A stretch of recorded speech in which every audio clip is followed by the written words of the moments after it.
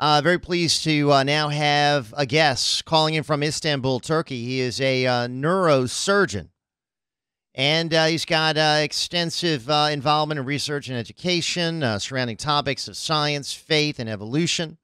Member of various research organizations worldwide. He has co-authored a book entitled Divine Action and Natural Selection, Science, Faith, and Evolution. Appeared on various media programs, and we've had him here on the Ringside program numerous times. Very pleased to have with us Dr. Oktar Babuna, who is with us here on Ringside this morning. And Doctor, good morning.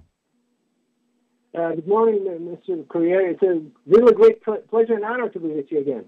Well, thanks for taking time out to be with us, Doctor. We're hearing a lot of disturbing reports about what's going on in Turkey, and concern for friends over there in Istanbul. Tell us what's really happening there on the ground. Yes, well, things are cooling down, actually. But I would like to start, of course, democracy is a form of government under which everyone enjoys social justice, equality, rights, and freedoms. Democracy is beautiful, and there is a democracy in Turkey.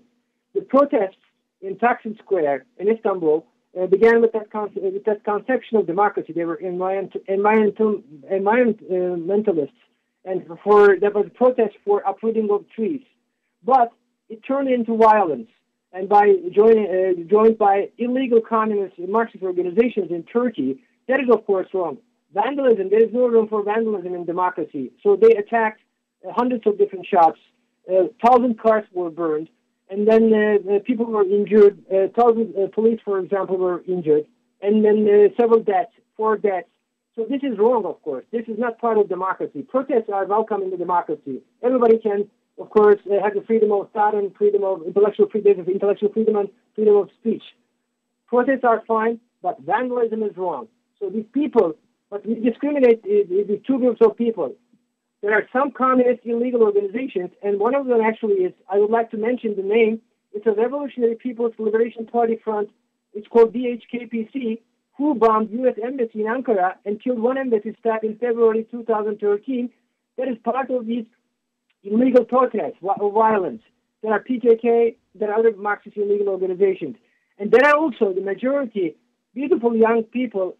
They are environmental. They want a better environment. They want to protect the trees. They want a better Taksim Square. That is fine, of course. That is part of democracy. So, but we have to discriminate between two of these. Let me ask you this. Are there real problems in Turkey? Is there a suppression of people's rights to protest and to get involved in the political process? Well, of course, the state has a right to defend themselves. If somebody, for example, there are people attacked the police with Molotov cocktails, and some of them were burned, heavily injured, and they throwing heavy stones and balls embedded with nails to murder the people, like initiation of the murder. Of course, then the state defends themselves with pepper gas. They use also the Thomas, the police cars, for these people. But there is none of them, the civilians were injured actually, or none of them were dead. Okay. So the police used a proportional power. Of course, there were some incidents. They didn't use a proportional power, but there are investigations discriminating these people, the police who did this, and they will be punished in the terms of laws.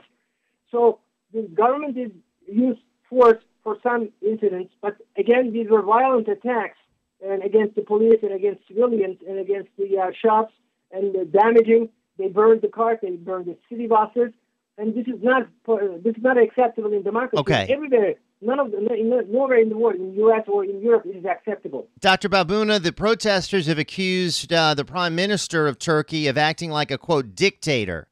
Is he a dictator? Is he someone that believes in a democratic system? Tell us about the Prime Minister, if you could. Well, there's definitely a democratic system in Turkey. In last elections, there were 18 different parties. There were Marxist parties, Trollist parties, nationalist parties. All of the spectrum of democracy, 18 parties were in the last elections. There will be probably more in the next elections. So there is no dictatorship in Turkey like in, for example, in Mubarak's regimes or Gaddafi regimes. There's democracy. But violence is not part of the democracy. So they accuse the government to be dictatorship, but there is no such thing in Turkey. There is a freedom of thought and freedom of worship and freedom, intellectual freedom in Turkey, and they can do this protest. Actually, we had many protests in the past by many different kind of people, and there were no such thing. But this time, there are communist illegal organizations. How do we know that? We know the pancards, for example. They have the slogans written on the buses. They have their own flags, and so we know. For example, there was one of the flags. It was scrolling. They were saying, "Welcome to the Taksim commune." That's a communist slogan by illegal communist organizations. Okay. And they were which ones? They were using the Molotov cocktails, and they were trying to injure civilian people and damaging the shops. So we discriminate between these two people. There is no dictatorship in Turkey. It is not like Arab Spring. Okay. There's no such thing, because in the Mubarak regime there was a Marxist dictatorship, as you know. The Gaddafi regime was a Marxist dictatorship. There is no such thing in Turkey. So if they don't like the government, of course everybody has the freedom not to like the government or the prime minister, but they can change the government in the ballot box. Violence is not part of democracy. Okay, now it cannot be allowed. Dr. Babuna, in the past, Turkey has a reputation of being secular. Or being very open to secularism. Now, some of the protesters are saying the prime minister is trying to pursue sort of a conservative Islamic type of a government, and they feel like the secular history of Turkey is being changed. Is that true? That is not true, of course. And Turkey's democracy is much better than any Islamic country. Actually, even by U.S., Turkey is being seen as a model for the democracy of many Muslim countries. In different countries, such as Saudi Arabia and Iran, as you know, they oppress their own people. They force their own people to believe in, to pray and this and that. But this is against Islam. In Turkey, there is no such thing. In Turkey, the Muslims, the Christians, and Jews, they live in peace. Even the unbelievers are respected as first-class citizens. There were some changes in the law by the government. For example, they said the alcoholic beverages, liquors, are not allowed to be sold after a certain time, like the 10 p.m., for example. Okay. But this has been, as you know, in the United States, this has been existed since many years. In the United Kingdom, since many years. It's nothing like against secularism. Okay. It's just to protect the people, of course. But it's not part of, there's nothing against secularism. Now, I'm interested also, some of the protesters have been upset about new anti-abortion laws. Tell us about that. Yes, that was also part of the program of the government and against abortion, but this is also exists in the United States, as you know. It is not against secularism, but I can, of course, we can criticize in some ways the prime minister. For example, using a little harsh language. But there is complete democracy. There's a freedom of thought, freedom of protest, actually. He was not against the protest. Okay. He was against this violence of the illegal communist organizations. And they were like, for example, it was started as a pre-planned organization, organized, very organized way. In the Twitter account, for example, thousands of tweets, misinformation was spread in the entire Turkey from foreign countries and into Turkey. For example, they were saying live bullets were used, and for example, they said hundreds of people were dead, hundreds of thousands of people are walking to Taksim Square, and the police is attacking the public, and the chief officer of the security was changed. That kind of misinformation, and they also showed some scenes from, for example, police attacks in Portugal. For example, they were attacking with the pepper gas the animals. Right. But that was all misinformation. But it showed it was something pre-planned to change the government, to change the system, and to divide the Turkey. But this is, again, we discriminate two kinds of people. There are environmentalists, youngsters, educated, nice, they want to protect the park, that's fine. That is part of democracy. Nobody's against that. Mm-hmm. But violence cannot be accepted because it's damaging for everybody. Even in the U.S., for example, in your country, if the people were attacked, the White House area or the civilians with Molotov cocktails, of course the state will protect themselves with the proportional power. Let me ask you about this. We're visiting with Dr. Oktar Babuna from Istanbul, Turkey. There have been a lot of international coverage of the protests there. Dr. Babuna says much of the coverage inaccurate about what's really going on there. So now you think, Doctor, things are calming down? You think things are going to be getting back to normal soon in Turkey? Well, as we know, communism exists in the mind of the people. So the violence exists in the essence of communism. For example, there are quotes, many quotes from Lenin. It says terrorism, attacking the civilians, attacking robbing the banks, killing the police, and killing the soldiers is part of the communist revolution. So this mindset exists in some illegal organizations. But the only way to solve this problem is doing an intellectual struggle against this ideologies of the violence. Of course, anybody can be communist and is a first-class citizen, as long as they don't do violence. But if they do violence, yes, the state has to defend themselves. They have to protect the government. They have to protect the civilians.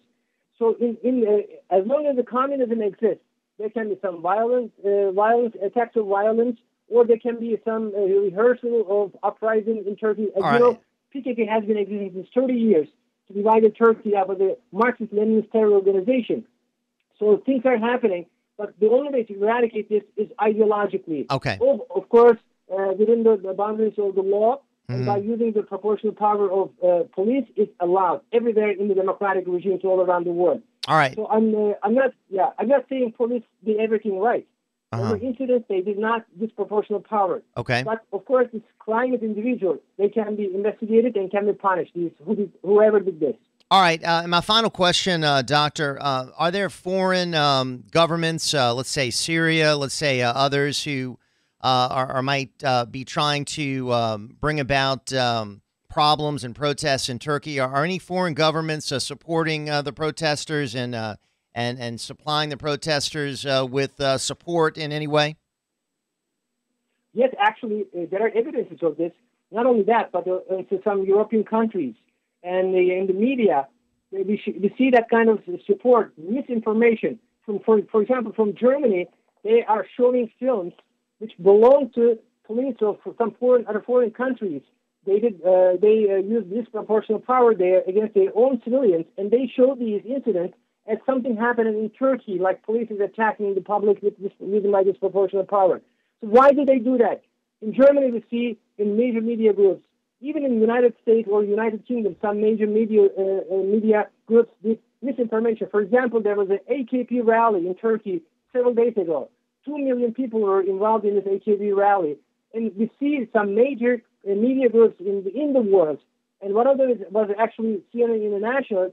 They showed this meeting, they showed this rally as a protest against the government.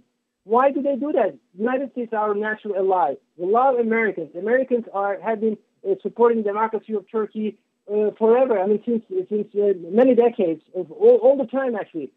The United States are our natural allies. We love European countries. They are very civilized, highly educated people, and we want to be part of the European Union. So we ask the question, and maybe you can give an answer.